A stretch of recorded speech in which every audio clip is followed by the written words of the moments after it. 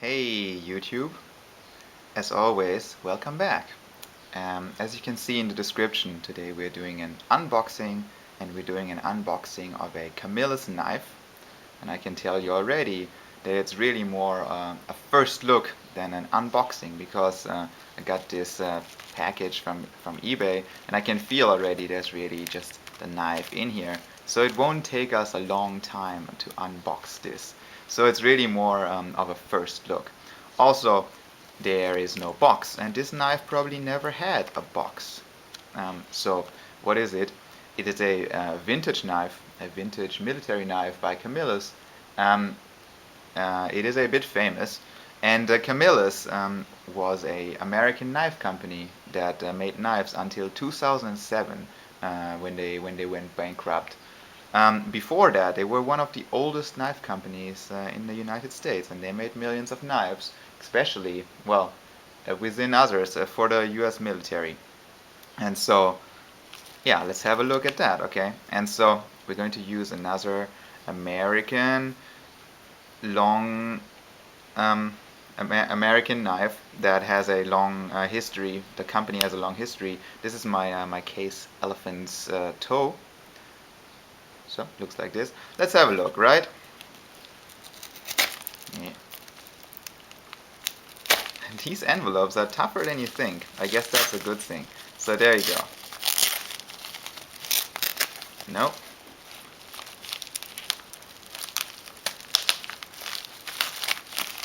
This knife is sharp. Only those things are always hard to open from the camera. Oh god, looks horrible. So anyway, let's see what's in here. So this is a vintage knife. It's about 30 years old. You can find these much older than this. But, if you still want it to be in great condition, then you have to pay a bit extra. This particular one wasn't very expensive. So, here we go. What do we have here? This is a knife that is called the TL29. What is a TL29, you ask? What kind of name is that? Well, it was the military item number for this knife. So everyone calls that the TL29. And so we have here composition handle scales, and given the age, that should be Delrin. They are on both sides, of course. Then you have bolsters here on one side only, so that makes that a bare-ended knife because one end is bare. Right? Then there are two back springs with a brass liner in the middle and also brass liners on both sides. There are pins here. Well, in fact, there aren't any pins. There is the pivot, which is of course in here. Then there is the pin for the back spring. Then there is this bail, but there aren't any pins for the scales. The scales are fixed in different ways, and you can find these with any number of pins. This one only has these pins for the mechanical parts, but no pins for the scales. So okay, if we are talking conventional terms, then this probably would be called a bare end jack, because there are two blades here and no other tools and a fairly symmetrical shape, so that should be a bare end jackknife. Right, so let's go where the meat is, right? Oh no, I have to tell you first who introduced me to these knives. I first learned about these on another YouTube channel, and that is Doggorunning. So I'll give you a link to the video about these knives, and you should really check out his channel. He seems to be a cool dude, and he knows a lot about, well, vintage American knives and traditional American knives like GC and Case. And yeah, he seems like a nice guy. You should check him out.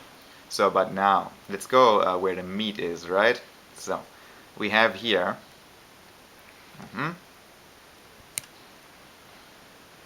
A pen blade.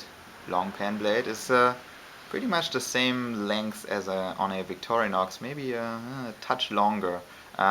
This, however, is carbon steel. You have here a strange grind here. There's a little bit of a notch on one side, which is which is there on purpose. Is meant for wire stripping, because this knife was uh, designed for electricians and linemen. So a lineman is someone who puts down telephone lines, and so a soldier who puts down telephone lines.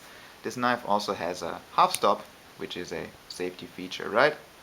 If your finger happens to be here and the knife closes accidentally, then the half stop prevents your fingers from being cut. This was a safety feature in the past. Today, many knives don't have that. Um, if the half stop is engaged, it would be nice if if the backspring could still sit flush, and yes, it does. Does it sit flush in this position too? Yes, good. So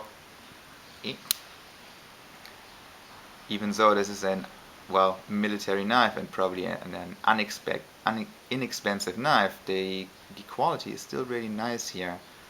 So would need some polishing, can clean a little bit more, but the quality is nice. So let's see the other blades, alright, because there's a second blade. What is that?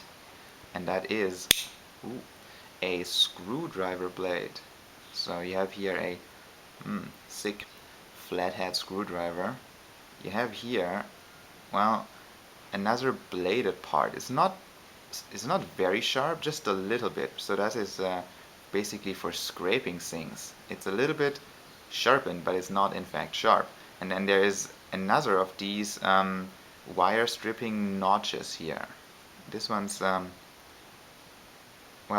this one's similar to the other one. So they put that on both blades because maybe you have to strip a lot of wire. So they have put this notch here so that you can strip wire with that. Also, this has a brass liner lock.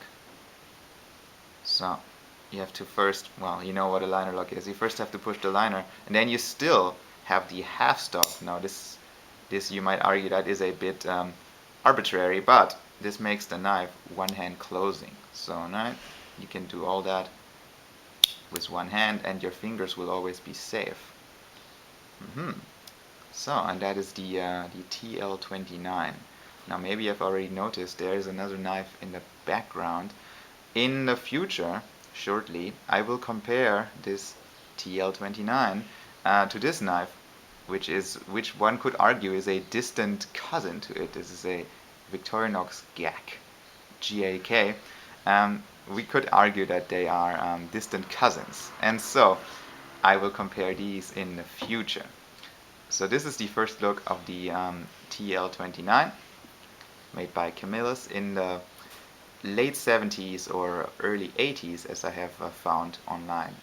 And that looks like this. It has a nice weight, a little bit smaller than a GAK pen blade, carbon steel, half stops, good, as they'd say, walk and talk, and an interesting additional blade with a screwdriver tip and a liner lock and some other features. So all that pretty nice, and a good and decent size, and a bail for your pocket. They all have the bail. These knives all have the bail, even though in modern times people don't find that particularly useful, right? It's just a key ring and it's really bulky, but still they all have that. Okay, that is the TL29. Thank you very much for watching, and bye bye.